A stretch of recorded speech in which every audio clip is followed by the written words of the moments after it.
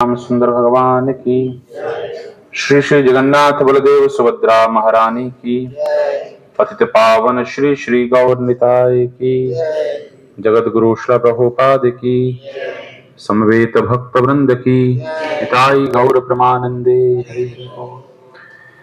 ओम अज्ञानतिमिरान्धस्य ज्ञानाञ्जनशलाकया चक्षुरुन्मिलितं येन तस्मै श्री गुरवे नमः। नमो विष्णुपादाय कृष्णपृष्ठाय भूतले श्रीमते भक्तिवेदांत स्वामिन् इति नामिने। नमस्ते सारस्वती देवे गौरवाणी प्रचारिणे निर्विशेष शून्यवादी पाश्चात्य देशतारिणे।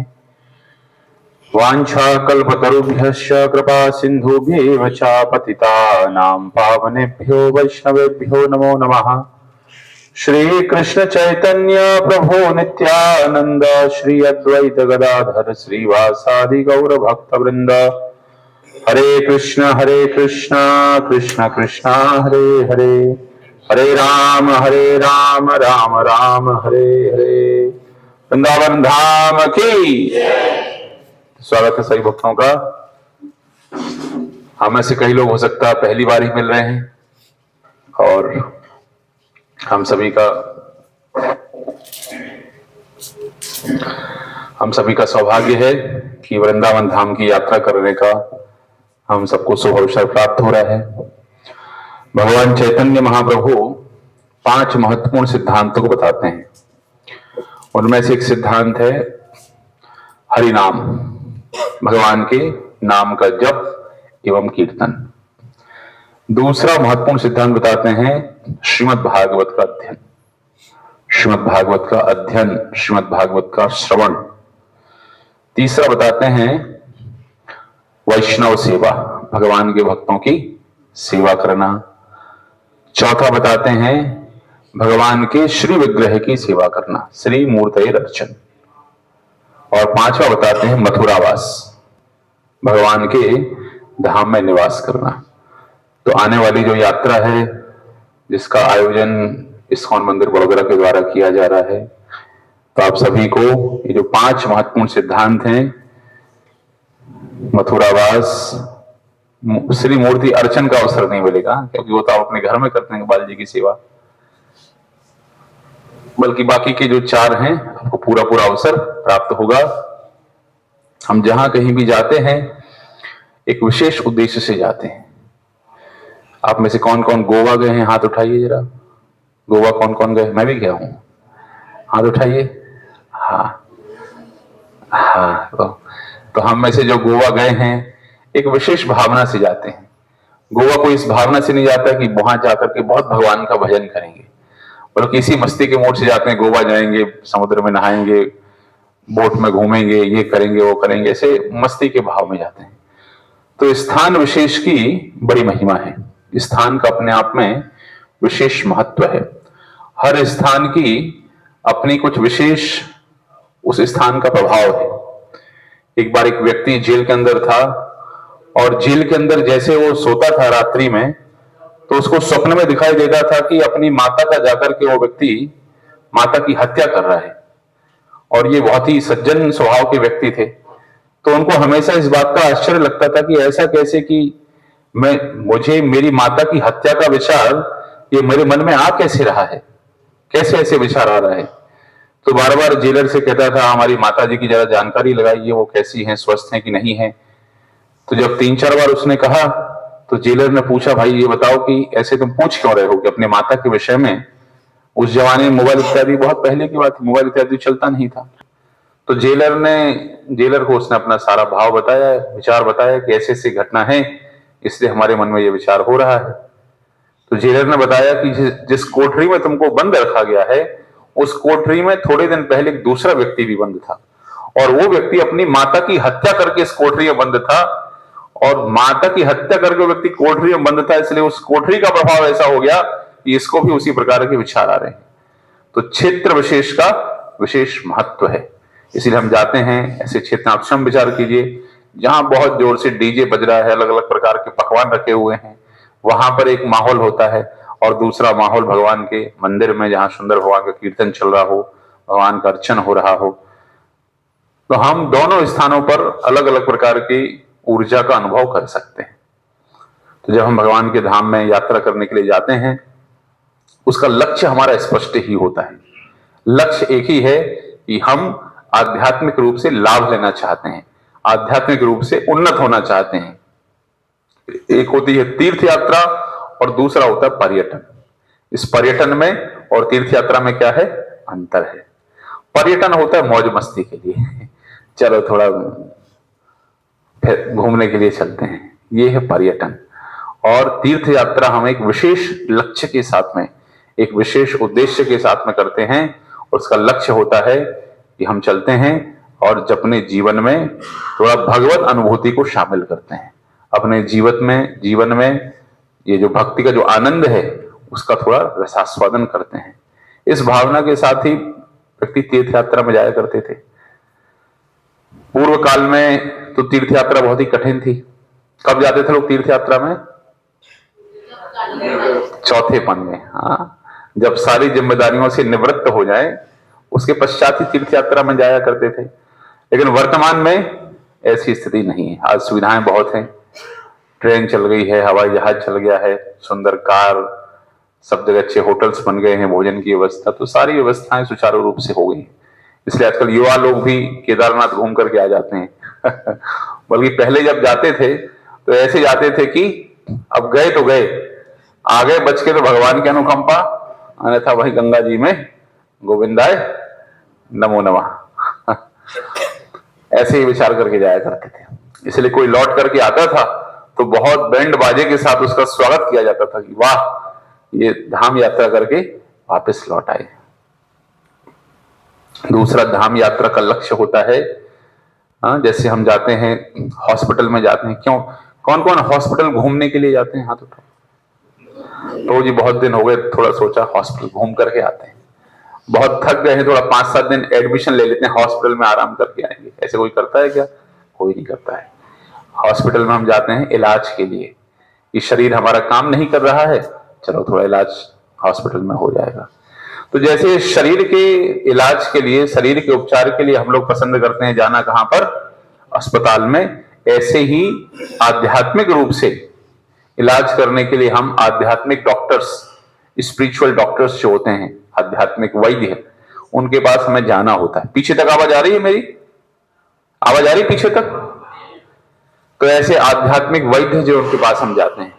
तो ऐसे भगवान का जो धाम होता है, वृंदावन है, मथुरा, वृंदावन, जगन्नाथपुरी, बद्रिकाश्रम, रामेश्वरम, ऐसे भगवान के अनेक अनेक प्रेमी भक्त ऐसे स्थानों पर निवास करते हैं।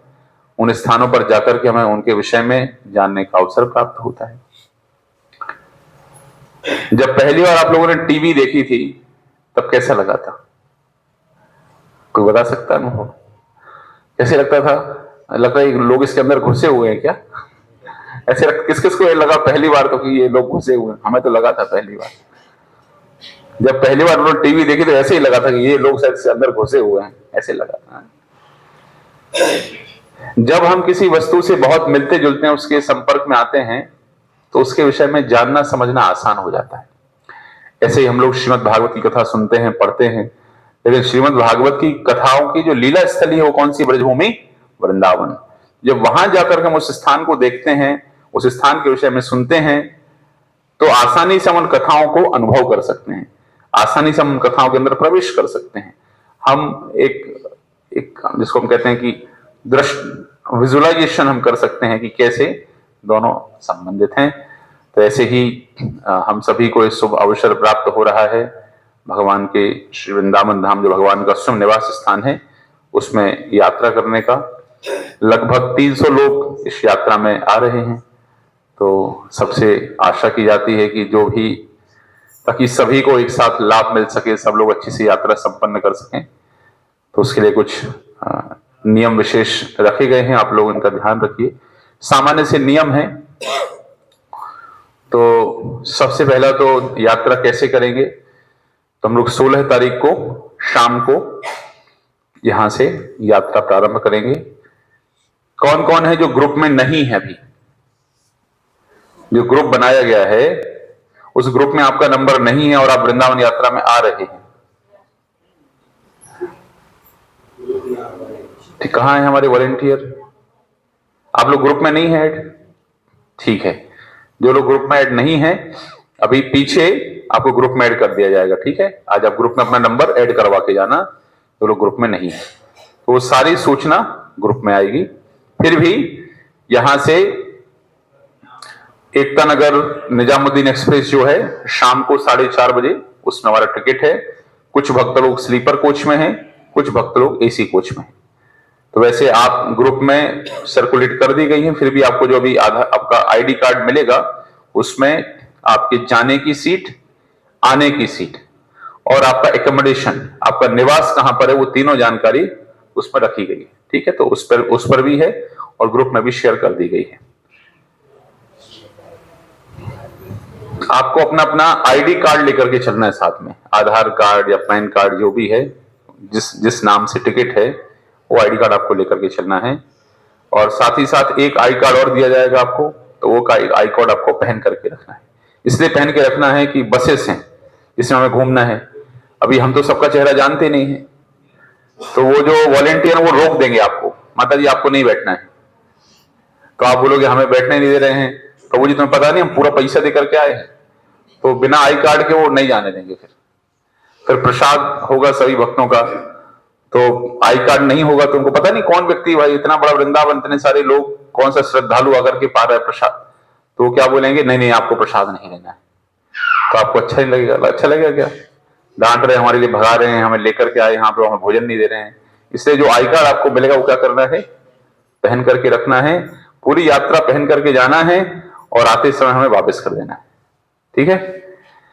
दूसरा, आप में से कई लोग उम्रदराज भी हैं, अधिक वयोवृद्ध हैं, तो आपकी जो औषधि, जो दवाएं हैं, वो दवाएं आप साथ लेकर के चलिए। तो सब अपने अपनी औषधि साथ में लेकर के चलिए, परेशान नहीं हुई, इमरजेंसी हम लोग हैं, कुछ ऐसे आपातकाल होगा तो डरना नहीं है, सब वहां अस्पताल सब है, ठीक है, तो कोई डरने की बात नहीं है, लेकिन फिर भी सब लेकर के चलना जो आपकी औषधि है। तीसरा, जाते समय रात्रि भोजन की व्यवस्था हमारे द्वारा नहीं की गई, तो जाते समय आपको आपका भोजन स्वयं लेकर के आना है, ठीक है। जो भोजन होगा, जो भी आपको शाम को खाना है, आप स्वयं लेकर के आइए। और वैसे तो ब्रेकफास्ट, लंच, डिनर पर्याप्त मात्रा में भोजन की व्यवस्था है, फिर भी आप लोग चाहें तो थोड़ा बहुत सूखा नाश्ता अपने साथ में रख सकते हैं। वैसे तो गुजराती भक्त हैं हमारे, कुछ कहने की आवश्यकता नहीं है, इतना रख लेते हैं कि खुद तो खाते हैं, सबको डब्बे में खिलाते हुए चलते हैं। तो सूखा नाश्ता सब लोग रख लीजिए। और वैसे सबके लिए रूम की व्यवस्था है, ट्रेन में सबकी सीट क्लियर है। फिर भी बहुत कीमती सामान जैसे ज्वेलरी वगैरह हैं, ऐसे सोने के कोई विशेष अलग से कोई आभूषण, हार वगैरह पहन लिया, उसको संभालने में तकलीफ हो, तो ऐसे सामान को लेने में बचिए। अच्छा, अपने मोबाइल वगैरह का विशेष रूप से रात्रि में ध्यान रखिए। पिछली बार साउथ इंडिया यात्रा में एक ही रात में 3 मोबाइल खो गए थे, एसी बोगी में। वैसे आज तक वृंदावन में ऐसा नहीं हुआ है, वृंदावन यात्रा में, लेकिन फिर भी सावधानी रखिए। और सुगम यात्रा के लिए एक बहुत अच्छा नियम है। क्या नियम है? जितना कम सामान हो, प्रभु जी कह रहे हैं, उतना अच्छा है, ठीक है। तो जितना कम सामान लेके चलेंगे उतना अच्छा है, जो आप कैरी कर सकें ट्रॉली बैग में। हम लोग 4 दिन रहने वाले हैं, हर दिन आप प्रयास करिए फ्रेश कपड़े पहनने का, कपड़े साफ पहनने का। दर्शन करने के लिए जाएंगे, इसलिए फ्रेश कपड़े, तो कम से कम 4 जोड़ी कपड़े, क्योंकि धोएंगे, सूखेंगे नहीं, सूखेंगे तो जो भी है सलवार सूट, साड़ी या पेट जो भी है वो आप रख लीजिए, ठीक है। और विशेष रूप से देखिए, जैसे अब समय दिया गया आपको कि 6 बजे सबको पहुंचना है, और कोई माता जी विशेष रूप से थोड़ा तैयार होने लग गए तो समय लग गया, तो ऐसे में क्या होगा, बाकी के भक्तों का समय जाता है ना। यदि आपके चक्कर में बाकी के 200 भक्तों को 5 मिनट ही वेट करना पड़ा, तो सबका मिलाकर कितना समय हो गया। तो हम गए थे भक्तों की सेवा के उद्देश्य से, धाम की सेवा करने के उद्देश्य से, और भक्तों का श्राप ले लिया हमने। कौन नहीं आया प्रभु जी, अभी तक क्यों नहीं चल रहे हैं प्रभु जी, कौन नहीं आया अभी तक? तो बेचारे मैनेजर की हालत खराब, हाँ माता जी रुकिए, चल रहे हैं माता जी, चल रहे हैं। तो इसलिए किसी का श्राप मत लीजिए, जो समय अवधि दी जाए, हम लोग बिल्कुल अव्यवहारिक समय अवधि नहीं देंगे, इम्प्रैक्टिकल टाइम नहीं देंगे आपको। जो अनुकूल है, जिसमें आप समय से पहुंच सकें, ऐसा ही समय दिया जाएगा। तो जो भी समय की पाबंदी, फिर ऊपर हम लोग जाएंगे नंदगांव में, बरसाना में, थोड़ा चढ़ने में समय लगता है, तो पर्याप्त समय देंगे। लेकिन चूंकि एक तो होता है विरक्ति के भाव से घूमना, जो संत महात्मा घूमते हैं कि पहुंच गए तो पहुंच गए, लौटने की कोई चिंता नहीं, लेकिन अपने को घर भी आना ना वापस, है कि नहीं? कोई ऐसे हैं कि प्रभु जी अब हमारी वापसी की टिकट मत करना, ऐसे कोई है यहाँ महानुभाव? जब जाएंगे वहीं रह जाएंगे, ऐसे हैं तो पहले बोल के रखना, ठीक है? तो समय की पाबंदी का विशेष रूप से ध्यान रखें। वैसे कहीं पर एंट्री में दर्शन नहीं है, लेकिन जहां पर भी, वैसे कहीं है ही नहीं एंट्री, कहीं दर्शन नहीं है। जूता स्टैंड में कहीं 5-10 रुपए लगते हैं, वो आप स्वयं दे दीजिएगा। हाँ, एक हम सबकी जिम्मेदारी, हमारे सनातन, किस किस को लगता है सनातन धर्म की रक्षा करना हमारी जिम्मेदारी है? हाँ, बहुत अच्छा विचार है आप सभी का। तो अब जिम्मेदारी हमारी है, तो कैसे होगा सनातन धर्म? तो सभी को यात्रा में कम से कम एक तलवार, एक कृपाण लेकर के चलनी। सब तलवार लेकर के चलेंगे, चाकू लेकर के चलेंगे। चलेंगे? कौन कौन चलेगा? प्रभु जी क्या बात कर रहे हैं? सनातन धर्म की रक्षा के लिए हमें तलवार से लड़ने की आवश्यकता नहीं है, बल्कि उसकी जो शिक्षाएं हैं, उसकी जो मान्यताएं हैं, उसके जो अभ्यास, जो संस्कृति है, उसको हमें जीवन में अपनाने की आवश्यकता है। तो आप सबसे निवेदन है कि जो प्रभु जी लोग हैं, वो यात्रा में धोती कुर्ता पहने तो बहुत अच्छा है, लेकिन कई बार धोती कुर्ता का अभ्यास नहीं होता है, तो कम से कम कुर्ता पजामा पहने। तो जितनी ज्यादा संख्या में, 2, 3, 4 जितने आपके पास कुर्ता पजामा है, कम से कम पहन करके चलें। और माताएं भी पश्चिमी वेशभूषा, वैसे वृंदावन के सारे मंदिरों में नोटिस लगा है कि ऐसे आधे अधूरे वस्त्र पहन करके प्रवेश वर्जित है। तो हमारी ही जिम्मेदारी, देखो मुस्लिम लोग जाते हैं मक्का मदीना, तो कैसे वस्त्र पहन करके जाते हैं, कैसे उस स्थान की मर्यादा का, पवित्रता का ध्यान रखते हैं। तो हम सब भी ऐसे ही उस धाम की पवित्रता का, उसकी मर्यादा का ध्यान रखें, और शालीन वस्त्र जो हैं उन्हीं वस्त्रों को हम पहने। बल्कि भगवान का धाम ऐसा है जहां पर हम हमेशा भगवान की चर्चा में लगे रह सकते हैं। जब आप जाएंगे तो अवसर बहुत होगा, आपके पास समय होगा, बस में 1 घंटे की यात्रा, 2 घंटे की यात्रा, ऐसे अवसर होगा, तो आप चाहें तो बहुत सारी चर्चा कर सकते हैं। वो उसकी जेठानी की निंदा, सास की टांग खींचना, ये सब कर सकते हैं, बॉस की निंदा करना, या अब 2024 में कौन मोदी जी आएंगे कि नहीं आएंगे, कितनी सीट आएगी, और कहां से कौन सी पार्टी जीतेगी, बड़ौदा से किसको सांसद का चुनाव लड़ना है, वो सब चर्चा आप कर सकते हैं, लेकिन इस चर्चा कोई मतलब नहीं है कि नहीं? तो इसलिए प्रयास कीजिए कि ज्यादा से ज्यादा क्या करनी है, आध्यात्मिक चर्चा करनी है। मन में ज्यादा से ज्यादा भगवान का क्या हो, चिंतन हो। देखिए, यात्रा ग्रुप में जाने से यही फायदा है, किसी को ये डर नहीं लग रहा हम कहां रोकेंगे। किसी ने फोन लगाया वृंदावन में, हमारे रुकने की व्यवस्था हुई कि नहीं हुई, आप निश्चिंत हैं, जा रहे हैं, व्यवस्था हो गई, किसी को चिंता नहीं कैसे हम पहुंचेंगे, स्टेशन पहुंचेंगे। आप तो खाली पैसा दो और शांति से बैठ करके जाओ। उसके पीछे कारण क्या है? ताकि आप ज्यादा से ज्यादा यात्रा का लाभ ले सके, और यात्रा का ज्यादा से ज्यादा लाभ तभी होगा जब ज्यादा से ज्यादा भगवान का चिंतन होगा। तो आपको सारी चिंताएं छोड़ देनी है, बस जो आदेश दिया जाए, इतने बजे बस में बैठना है, बस बस में बैठ जाइए, इतने बजे प्रसाद होना, प्रसाद खाने आ जाइए।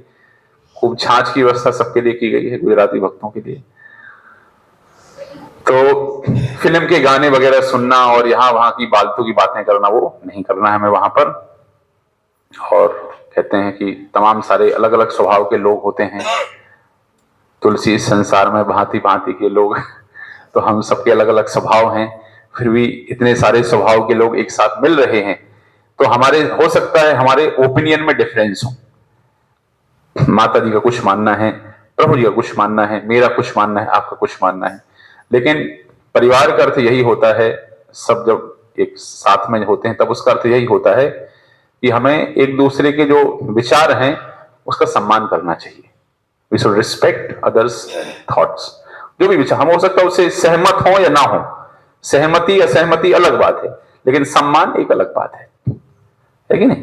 तो इसलिए यात्रा में प्रयास करें। दूसरा, जितना जितना हम सम्मान कर सकें दूसरे का, जितने सम्मान के साथ वाणी के, इधर आ, अच्छा नहीं लगता इस प्रकार से बोलना। तो एक हमारे यहाँ कहावत है, कनवा से कनवाने कहिए, नहीं तो जो है रूठ, और धीरे धीरे पूछ लिए कैसे गई थी फूट। इसका अर्थ ये है कि कोई व्यक्ति एक आंख वाला उसको ले काने इधर आ, उसको बुरा लगेगा। उससे भाई साहब क्या बात है, आपका इतना सुंदर रूप है, शरीर इतना बलिष्ठ है, आंख में क्या हो गया है? बोलेगा प्रभु जी क्या बताएं, बड़ी दुख भरी कहानी है।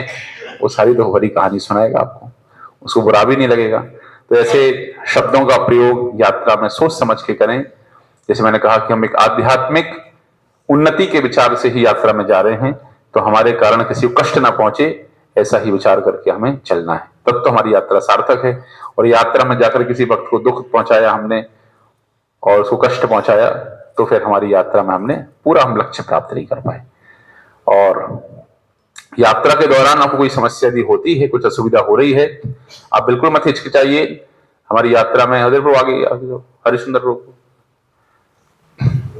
तो यात्रा में आपको कोई भी असुविधा होती है तो आपके साथ हमारे 6 ब्रह्मचारी साथ में जा रहे हैं, 6 भक्त लोग मंदिर से साथ में जा रहे हैं। श्रीमान वंशीधारी प्रभु, मैं स्वयं जा रहा हूं, हलधरीला प्रभु जा रहे हैं, हरिसुंदर प्रभु जा रहे हैं, अथोक छजगौर प्रभु जा रहे हैं और भक्तदास प्रभु, 6 ब्रह्मचारी आपके साथ में चल रहे हैं। हर एक बस में एक भक्त रहेंगे। हमारे हलधरीला प्रभु हैं, सबने पेमेंट इनको ही किया है। हरिसुंदर प्रभु हैं, हाँ, और मैं परिचय करवा दूंगा आपसे भी। तो 2 मुख्य कार्यकर्ता हैं, कोऑर्डिनेटर हैं, उसमें से एक हलधरीला प्रभु हैं। ठीक है, तो कोई समस्या आपको होती है तो आप आकर के किसी भक्त को बता सकते हैं, बिल्कुल हिचकिचाइए मत। हम पूरा प्रयास करेंगे आपकी समस्या को समाधान करने का। एक बार एक भक्त हर दिन आते थे और आकर के कहते थे प्रभु जी कमरे में ये समस्या है। तो उनका कमरे में समस्या है तो उसका समाधान करते थे। अगले दिन फिर आते थे, कहते प्रभु जी कमरे में समस्या है, फिर कमरा बदलते थे उनको। ऐसे 4 दिन वो 4 कमरों में रहे। तो हमने भी विचार किया भाई ऐसा क्यों।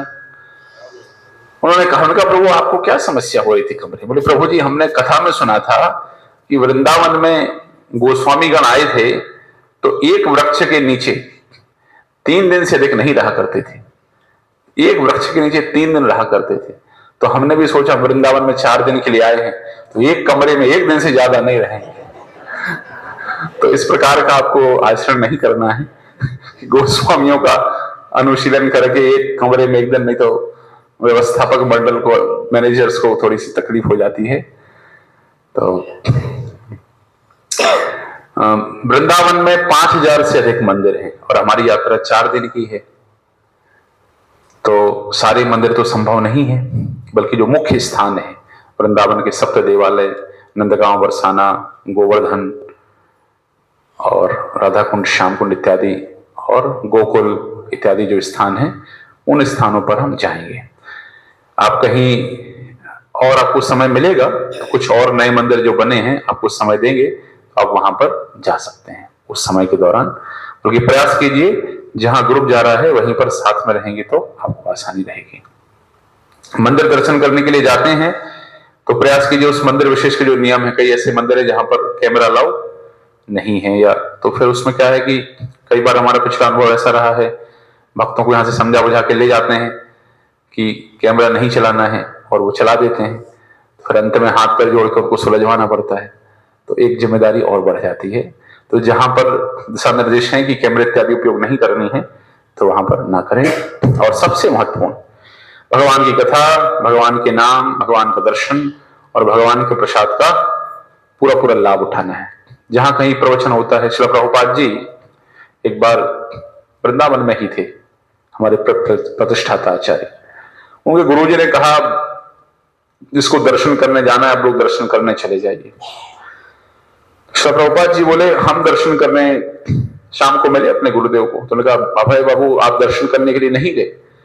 तो गुरुदेव हम चमड़े की आंखों से क्या दर्शन करें, हम तो बल्कि आंखों का कुछ एक्सरसाइज करके ही आएंगे, कुछ व्यायाम हो जाएगा हमारी आंखों का। तो वास्तविक रूप से दर्शन किससे होता है? कानों से, कानों से दर्शन होता है। तो कानों से दर्शन करने का अवसर प्राप्त जो होगा उसको छोड़ना नहीं है। देखिए हमारी भावनाएं तभी जुड़ती हैं, हमारा आकर्षण तभी बनता है, जैसे मान लीजिए कोई लड़का है और विवाह करना नहीं चाहता है किसी लड़की से, और उसके माता पिता या उसकी भाभी या कोई बुआ उसको आकर के बोलें अरे भैया कितनी सुंदर लड़की है, बिल्कुल विश्व सुंदरी के जैसी है। और गुणों के विषय में तो क्या कहा जाए, इतनी मृदुभाषी है, ऐसी कोमलता से बात करती है, गुस्सा नहीं होती है, और भोजन पकाने इतनी होशियार है जैसे उसके हाथों में लक्ष्मी का वास है, इतना सुंदर भोजन पकाती है। और सेवा भाभी इतनी है, ऐसी है वैसे से गुणों का बखान कर तो क्या सोचेगा, उसकी बुद्धि घूम जाएगी, ठीक है चलो विवाह कर लेते हैं। तो आकर्षण हमारे मन में जो पैदा होता है वो पैदा कैसे होता है? आप में से अनेक लोग का जब विवाह हुआ तो हो सकता है आप लड़की देखने ही नहीं गए हो, आपके माता पिता ही लड़की देख करके आ गया, माताओं ने देखा ही ना हो जिससे विवाह होना है। ऐसे पद्धति थी पहले, बड़े बुजुर्ग देख करके आ जाते थे, हाँ ठीक है चलो करो विवाह, ऐसे होता था। बल्कि सेवा करते करते सुन सुन करके आकर्षण और प्रेम अपने आप बढ़ जाया करता था।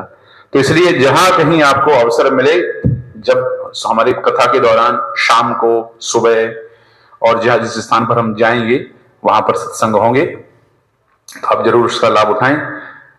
और वैसे भगवान के धाम में तो सभी कुछ प्रसाद है, लेकिन चूंकि आपके लिए ब्रेकफास्ट, लंच, डिनर तीनों व्यवस्था की गई है, तो बाहर का जो है भोजन करने से बचें, कुछ बाहर खाने से। विशेष रूप से चाय इत्यादि जो है न पिए, कम से कम 4 दिन। ये चाय, जिनको मावे खाने का अभ्यास है तो मावा वगैरह नहीं खाना है किसी को, ठीक है। 4 दिन तक ये चाय मावा से थोड़ा सा छुट्टी करके रखनी है। कम से कम अपने आप को 4 दिन तक तो संयमित जीवन बिताने का एक अवसर तो प्रदान करना चाहिए, है कि नहीं? तो मुझे पता नहीं आप में से कौन मावा खाता है, कौन नहीं खाता है, चाय कौन पीता है, नहीं पीता है। आशा है कोई चाय नहीं पीता है, मुझे लगता है।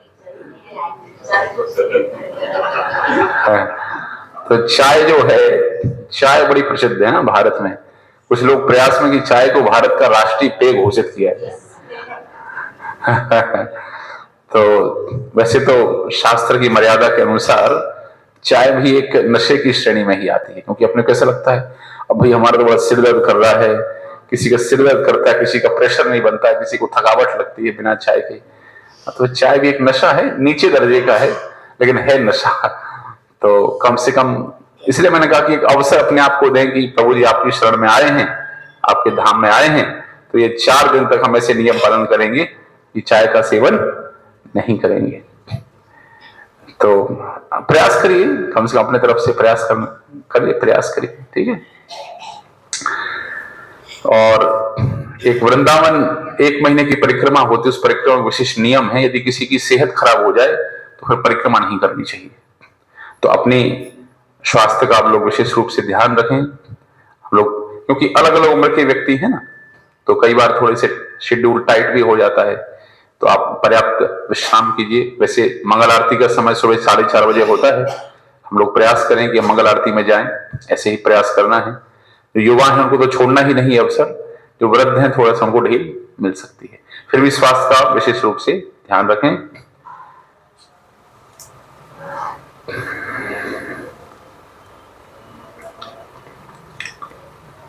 तो ये कुछ यात्रा के लिए व्यवस्थाएं हैं। जब हम यहां से पहुंचेंगे, मैंने कहा कि शाम को आपको वो शाम को प्रसाद की व्यवस्था को खुद करके लेकर के जाना है। हम लोग लगभग 3:45 बजे 3:45 वृंदावन पहुंचेंगे। हम सभी गेट नंबर जो 4, गेट नंबर 2, उसको बस पार्किंग वाला जो गेट है, प्लेटफॉर्म नंबर 4 की तरफ, उस तरफ वाले गेट से हम लोग निकलेंगे। वहां पर हमारी बसेस होंगी, बस में लिखा होगा बस नंबर 1, बस नंबर 2, बस नंबर 3, बस नंबर 4, बस नंबर 5, ऐसे 5 बसेस रहेंगी। तो सबको बैठना है। पहले दिन तो जैसे भी है सब लोग बैठ सकते हैं। उसके बाद में जो व्यक्ति जिस बस में बैठेंगे उसी बस में हमेशा आपको बैठना है, ठीक है। जिस बस में आप बैठेंगे बस नंबर 1 में, तो उस दिन पूरी यात्रा में उसी बस में बैठना है। ऐसा नहीं कि जाते समय बस 1 में जा रहे हैं, आते समय बस 2 में जा रहे हैं, तो उसमें क्या होगा कि कोई भक्त छूट भी सकते हैं। तो जो उस भक्त में जो हमारे आपके ग्रुप लीडर रहेंगे उनको भी पता रहेगा कौन से भक्त बचे हुए। तो आप जिस बस में जाएंगे उसी बस में आपको उस दिन पूरी यात्रा करनी है, ठीक है। उसके पश्चात हम लोग 3 गेस्ट हाउस में रुके हुए हैं, ताराचंद बंसल, राधेश्याम आश्रम और महावर वैश्य भवन। इन 3 गेस्ट हाउस में हम रुके हुए हैं। तो कहीं पर हमारे 50 लोगों के रुकने की व्यवस्था है, कहीं 150 लोगों के रुकने की व्यवस्था है, कहीं 100 लोगों के रुकने की व्यवस्था है। तो उस तरीके से आपको गेस्ट हाउस अलॉटमेंट किया गया है। TCB लिखा होगा, TCB, वो ताराचंद बंसल है, उसमें रूम नंबर लिखा है। उसके ठीक बाजू में राधे श्याम आश्रम RSA, उसमें आपको रूम नंबर लिखा होगा, और उसके आगे लिखा होगा महावर वैश्य MVB महावर वैश्य भवन। तो तीनों जगह व्यवस्था है। 99.99% ऐसे ही है कि डबल बेड में 2 लोग, ट्रिपल बेड में 3 लोग, 4 बेड में 4 लोग, ऐसी व्यवस्था है। एक आध 2 रूम्स ऐसे हैं जहां कुछ फैमिली के लोग एक साथ हैं, उनको 3 बेड वाला रूम उपलब्ध नहीं है।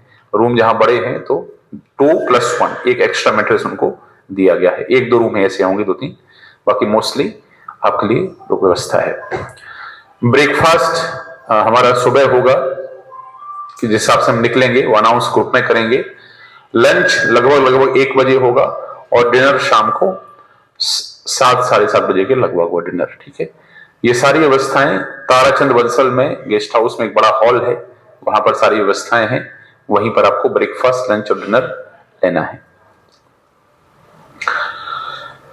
पहले दिन हमारे जो यात्रा का विवरण रहेगा, पहले दिन हम लोग यहां से जाएंगे। किस किस के पास जप माला है? ऐसे नाम जप करने की माला किस किस के पास है? हाथ उठाइए जरा। ओके, ठीक है, नीचे कर लीजिए। किस किस के पास नहीं है? आपको वो जगन्नाथपुरी में नहीं दी थी? हाँ है ना? अच्छा, आपको नहीं मिली जोशी? अच्छा ठीक है, ओके। किसके नहीं, हाथ उठाइए जरा।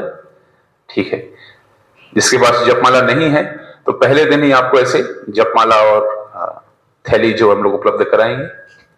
तो यहां से जाकर के आप सब तैयार होकर के वहां पर आ जाइए नीचे गेस्ट हाउस में। वृंदावन धाम की महिमा के ऊपर, धाम अपराध के ऊपर चर्चा होगी। उसके पश्चात हम लोग ब्रेकफास्ट करके दर्शन करने निकलेंगे। देखिए, वृंदावन में जो है वहां समस्या क्या है कि ऑटो की बड़ी तकलीफ है, ऐसे ब्रेक कर करके जाना पड़ता है। तो हो सकता है कि एक पर्टिकुलर प्लेस तक तो हम लोग ऑटो से चलेंगे, लेकिन उस दिन आपको थोड़ा सा पैदल चलना पड़ सकता है। ठीक है ना? तो यदि कहीं हम लोग प्रयास करेंगे ऑटो करने का, क्योंकि बस वहां अंदर चल नहीं सकती है, वृंदावन में छोटी छोटी गलियां है, बस चलेगी नहीं। तो हमारी एक टीम जो है वो कीर्तन करते हुए चलेगी, आपको उसको फॉलो करते हुए चलना है। और जहां आपको लगे कि थोड़ी असुविधा हो रही है चलने में, तो कहीं कोई ऑटो दिख जाए तो थोड़ा सा आगे तक उसकी मदद ले सकते हैं। ठीक है, बल्कि एक पर्टिकुलर प्लेस तक हम आपको ऑटो से लेकर के चलेंगे। तो वृंदावन हम लोग इस्कॉन मंदिर और सप्त देवालय, जो वृंदावन के 6 गोस्वामी गण उनके जो मंदिर हैं, सबसे प्राचीन मंदिर वृंदावन के, उनका दर्शन करेंगे। निधिवन इत्यादि जो स्थान है उनका हम लोग दर्शन करेंगे। ठीक है, और उसके अगले दिन हम लोग जाएंगे नंदगांव, बरसाना, टेढ़ कदम, पावन सरोवर, ये सब जो स्थान है वहां पर हम लोग अगले दिन जाएंगे। वो यात्रा हम लोग बस से करेंगे। आप में से कितने लोग वृंदावन पहले गए हैं? ओके, बहुत कम लोग हैं जो गए हैं। तो जब हम जाएंगे तो पास में एक पापड़ी चौराहा है, हमारे होटल से एकदम नजदीक में है, 50 मीटर वॉकिंग डिस्टेंस है मेन रोड पर। वहां पर हमारी बसेस खड़ी रहेगी, वहां से हमको बस में बैठना है। तो अभी सर्दी मुझे लगता है थोड़ी कम ही हो गई वृंदावन में, कुछ दिन पहले तो बहुत ज्यादा थी, अभी थोड़ी कम हो गई है। कैसी है पांडे जी? हाँ, तो आप लोग टेम्परेचर चेक कर लेना, वृंदावन में सर्दी काफी होती है। हाँ, कितना टेम्परेचर चेक करो जरा, कितना चल रहा है वृंदावन? कितना चल रहा है टेम्परेचर है? कितना है मिनिमम और मैक्सिमम कितना है? मिनिमम 9 है। तो फिर आप अच्छे से सर्दी के कपड़े अच्छे से रख लेना। ठीक है, ब्लैंकेट वगैरह रहेगा, कोई इश्यू नहीं है, फिर भी सर्दी के कपड़े आप रख लेना। तो इनर है और एक स्वेटर है और एक जैकेट है, कान में बांधने का, पैर में मोजे वगैरह, हाथ में जो भी है, विशेष रूप से जिनकी थोड़ी उम्र ज्यादा है वो अच्छे से गर्म कपड़े रखिए। ठीक है, क्योंकि रूम में हमारे गीजर, गर्म पानी का गीजर रहेगा, सारे रूम्स में रहेगा, लेकिन हीटर नहीं रहेगा रूम में। ठीक है ना, रूम में हीटर नहीं रहेगा, तो गीजर है, गर्म पानी का गीजर रहेगा उसमें। ठीक है, हाँ, तो आप ये संभाल करके गर्म कपड़े अपने लेके चलना। ठीक है, ब्लैंकेट सब जगह रहेंगे उड़ने के लिए। तो सुबह हम लोग निकलेंगे, वो उसी समय अनाउंस करेंगे। मोस्टली 6 बजे हम लोग निकलते हैं, लगभग 50 किलोमीटर दूर हमें जाना होता है बरसाना के लिए। तो 50 किलोमीटर दूर हम लोग जाएंगे, 1-1.5 घंटा लगता है। बरसाना में दर्शन करेंगे। सीढ़ी बहुत नहीं है, 150 सीढ़ी है, लगभग 100-150 सीढ़ियां हैं। वो कार लेकर के आ जाएंगे, चलो चलो कार में चलो, पालकी में चलो, ऐसे आएंगे, आपको डर लगेगा, अरे चढ़ पाएंगे नहीं चढ़ पाएंगे, चढ़ लेंगे आप सब लोग। फिर भी किसी को लगता है कि हम नहीं चढ़ पाएंगे तो इको कार चलती है, उसमें ऊपर जा सकते हैं, या वो बाइक में लेकर के जाता है, उसमें ऊपर जा सकते हैं। बल्कि 100-150 सीढ़ी है, आप चढ़ भी जाएंगे आराम से। ऊपर लाडली लाल जी का मंदिर, वहां दर्शन करके वापस लौटेंगे। उसके बाद नंदगांव जाएंगे। एक चीज का विशेष ध्यान रखना है, कुछ स्थान वृंदावन में ऐसे हैं जहां पर वहां के लोकल पुजारी हैं, उनके थ्रू ही हमें जाना पड़ता है। वो हम इसलिए जाते हैं,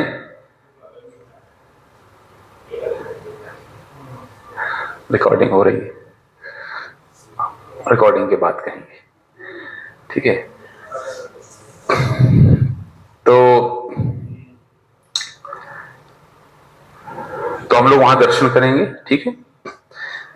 फिर हम आएंगे, लंच करेंगे, शाम का समय आपके पास फ्री रहेगा।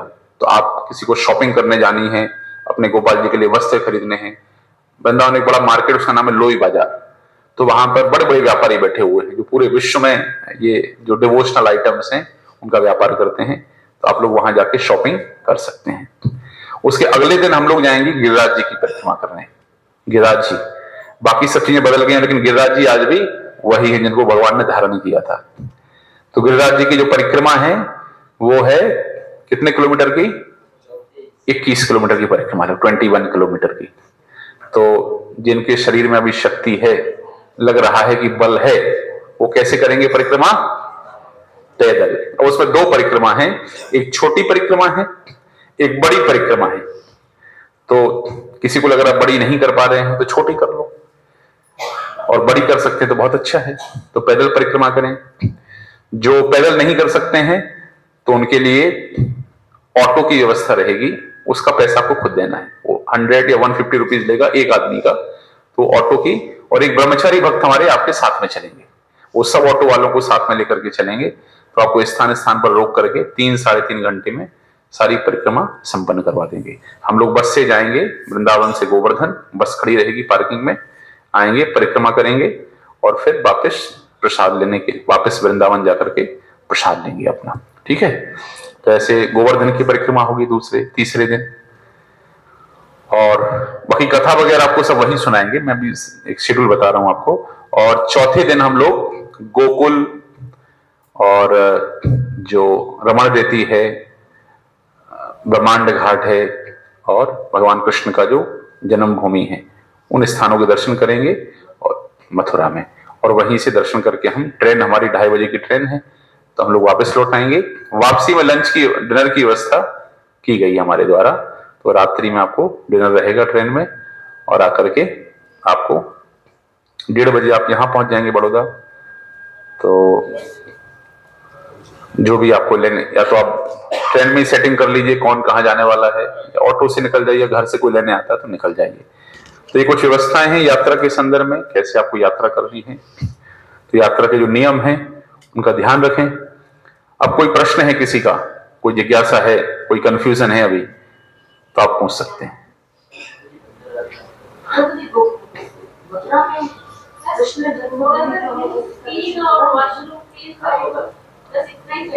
हाँ, 3 प्रश्न आए हैं। एक प्रभु का कहना है, जब वृंदावन में यात्रा करेंगे तो चश्मा सबको जेब में रख लेना है, क्योंकि बंदर वहां के बड़े चश्मे के प्रेमी हैं।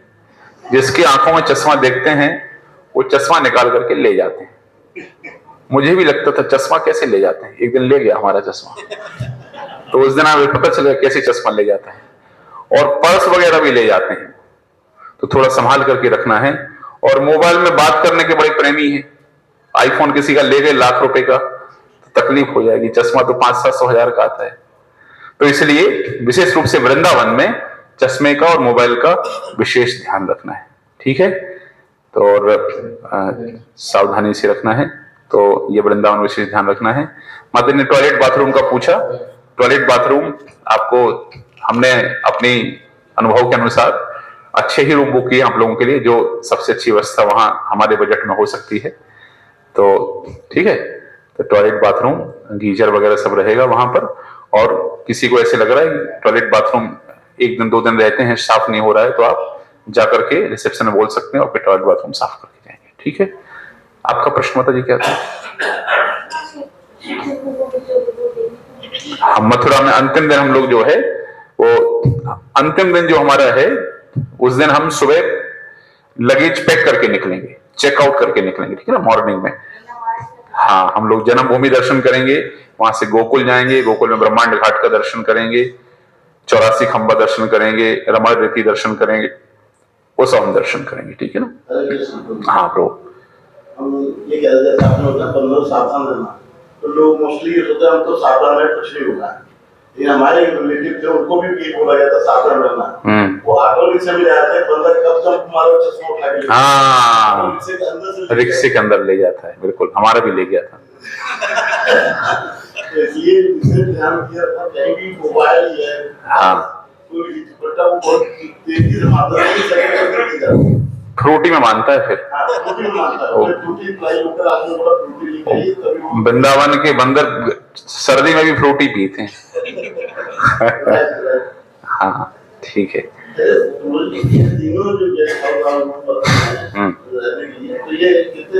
आजू बाजू में है। हाँ हाँ, वॉकिंग डिस्टेंस आजू बाजू समझ लीजिए आप तो बस। हाँ ठीक है।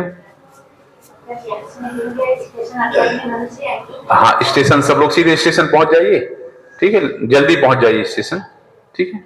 हाँ, और कोई प्रश्न किसी का? जैसे ये आपने 3 जगह बताया बस में बैठना है, तो कोशिश ये करें कि आलस वाले आलस में बैठे, एमडब्ल्यू आपने दूसरा बताया उसमें बैठे, ऐसे करके मतलब एक बस में बैठे तो ज्यादा अच्छा है। जैसे आपने बताया आलस करके बताया, एक एलबीटी बताया।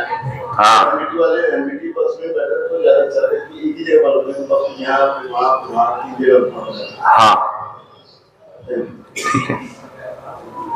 और कोई प्रश्न किसी का?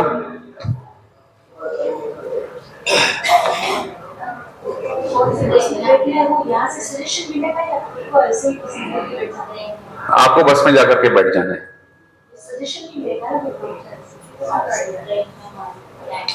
आप लोग जाकर के उसमें रखिएगा बस 1, बस नंबर 1, बस नंबर 2, बस नंबर 3, बस नंबर 4, बस नंबर 5। तो जाकर के आपको उसमें बैठना है, और जिस बस में बैठना है उस दिन उसी बस में बैठना है। हाँ, ये रिकॉर्डिंग ग्रुप में आ जाएगा। हाँ हाँ ठीक है। और कोई प्रश्न किसी का? कोई संशय, कोई डाउट किसी को?